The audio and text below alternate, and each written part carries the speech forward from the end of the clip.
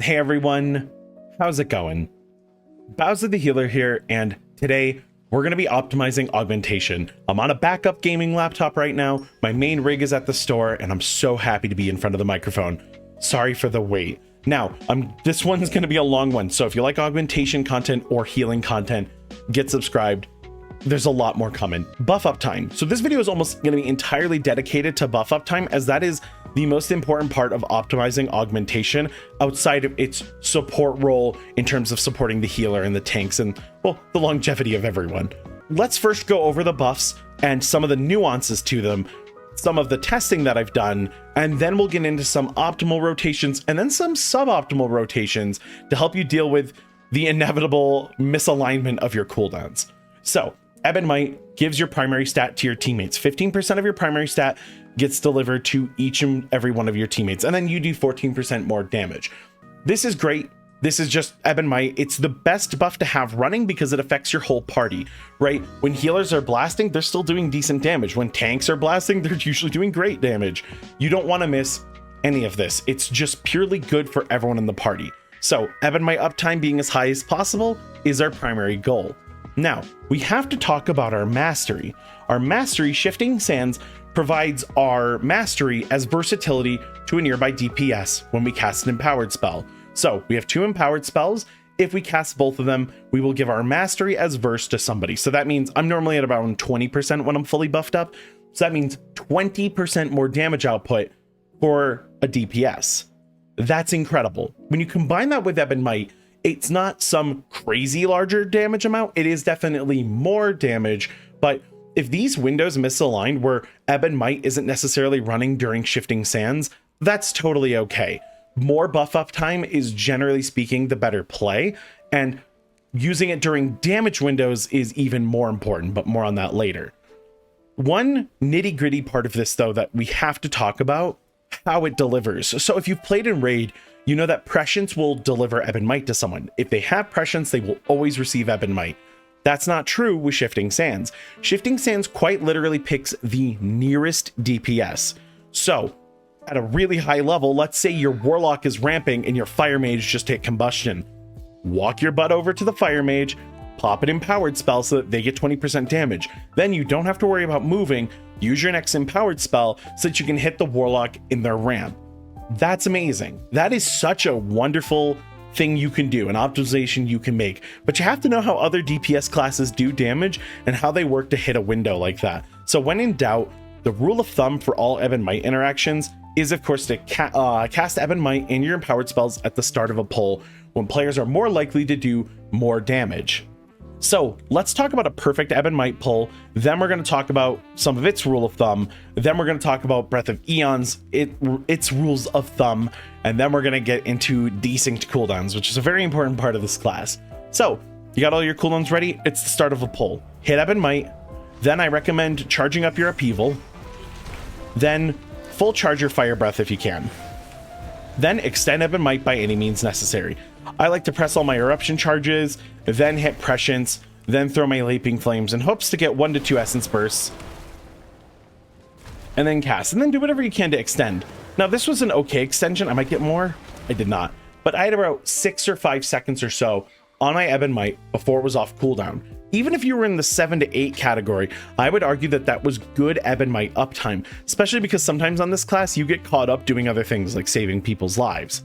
The start of a pull is the place where your teammates are more likely to use their cooldowns. So Ebon Might in your empowered spells there is typically speaking the best thing you can do. If your team is about to go to the next pull, maybe you're 15 seconds from the next pull, I wouldn't hit Ebon Might and I wouldn't hit your empowered spells.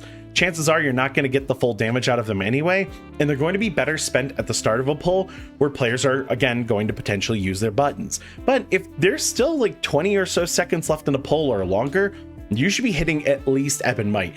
I'll leave the empowered spells up to your judgment, whether you think they're better used at the start of the next pull or at the end of this pull, but more often than not, it's better to hold them for damage window, which is very likely the next pack. However, as you transition from lower keys to higher keys, if you're a newer player, you're going to find that pull lengths vary so much depending on the different week, if it's fortified or tyrannical, if they're spiteful, right? Like, you don't necessarily want to waste Ebon Might uptime during Spiteful Shades. There's a lot that can change it. And of course, the mob health going up with Keystone level. So tons to think about there, which is why so much of it is up to your discretion. Now, Breath of Eons. This is your highest damaging move. First rule of thumb, the more cast of Eons, the better. You want to use this during damage windows, so typically try to use this at the start of a pull if you ever can.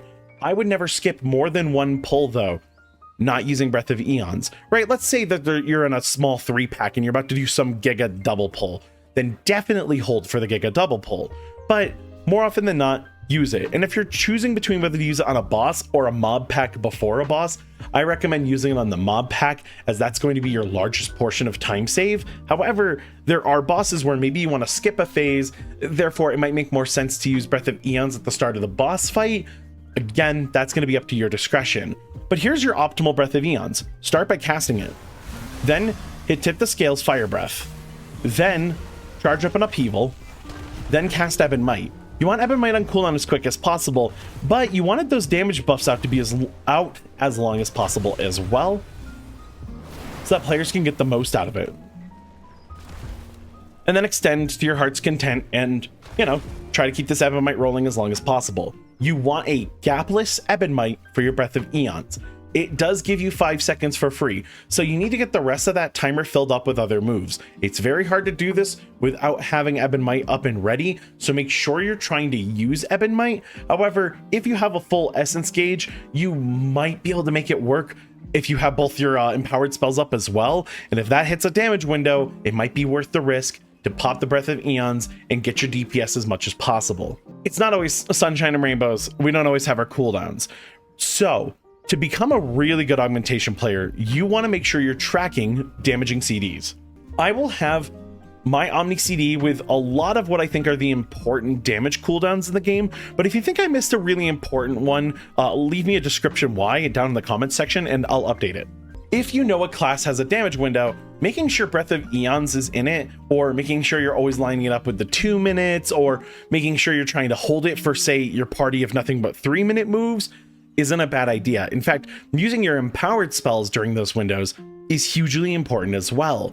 So a lot of this optimization of class throws out the idea of buff up time with Ebon Might. Ebon Might can run short if you're going to be windowing things correctly. So let's say you're at the end of Ebon Might, you're not going to be able to extend it, and then your breath moves, your 2 empowered moves come off cooldown. What if the Fire Mage is in Sun King's Blessing and they're about to get a little mini combustion? Oh, well then you're probably going to want to give them that damage buff. So even though Ebon Might's not running, it is worth pressing Fire Breath or Upheaval during that window. And it sounds awkward, but if you can hit a window where someone's doing great damage, then it's worth that buff uptime. If people are doing no damage, then you might as well hold for the next Ebon Might so that you can get things running. More buff uptime is what we're looking for. However, if you can hit windows of opportunity with your buffs, that is ideal, but that's very challenging. And I know that can be hard, which is why you're going to want to track the cooldowns and start asking your friends how their classes work if you don't know, so that you can have a better idea of when to pump. But if that sounds really complicated and you're like, Bowser, I'm too new to the game, I don't want to do that, you're okay. Aiming for the start of a combat, of any combat, right, boss or whatever, is typically where players will press their buttons. So the higher the key level gets, the more predictable the damage sort of becomes. And honestly, I find that you can get mildly lazy with trying to window things, and timing things for the start of pulls and having good buff uptime does wonders. And I've cleared plenty of keys doing just that. As I've been trying to learn how to optimize this class, but I also wanted to run all these tests before I started making wild accusations as to how to optimize. And now that I've done all my testing, we're good. In that testing, by the way, the biggest thing that we found is that those damage windows from the empowered spells are definitely more important than Ebon Might on a single DPS. But when you combine the two, and you combine the fact that Ebon Might will hit 5 players, Ebon Might still remains one of the more important buffs. So hitting windows and keeping Ebon Might running is definitely the play to have. Some final tips and tricks before I talk about my talent page a little bit, and of course, quickly go over some healer tank supporty things. There is no snapshotting in this class. So let's say you run a trinket like I have here, Iridius Fragment.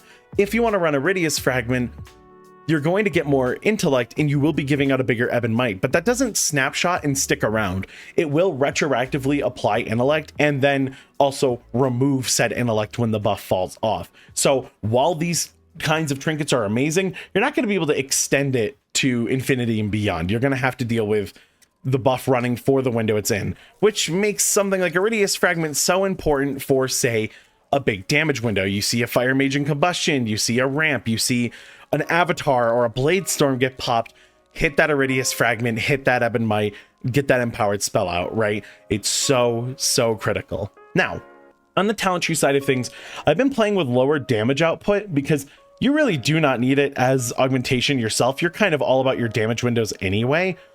I liked Reactive Hide, it is good damage, but I use Blistering Scales as an off shield. Yeah, this is an off healing cooldown and you're going to want to use it all the time. It's one of the best externals in the game. With a 30-second cooldown, you can provide some chunky shields to players who need it. And I've saved countless lives in my Mythic Plus runs already with this move. So it's fun to put on tanks, it's good to put on tanks, but be ready for this move to hop around your whole party. That shield is too worth it. Now, depending on how I'm talented, I usually like running Chrono Ward. I'm not running it at the second, but this means when Ebon Might, or it's not Ebon Might, when Breath of Eons explodes, everyone receives a shield that can't exceed 30% of their maximum health, but that's a really large shield. And this happens partway into a pull, so it almost always lines up with, say, a boss mechanic or after a boss mechanic or something, which will help the healer restabilize. It's very nice to run. Speaking of healers, I love Symbiotic Bloom. I like to run 2 points in this and the one that extends Ebon Might, although you don't have to. I even think 1 point in Symbiotic Bloom is good. You just hit Emerald Blossom and people take more healing. This has a visible impact on healing and keys.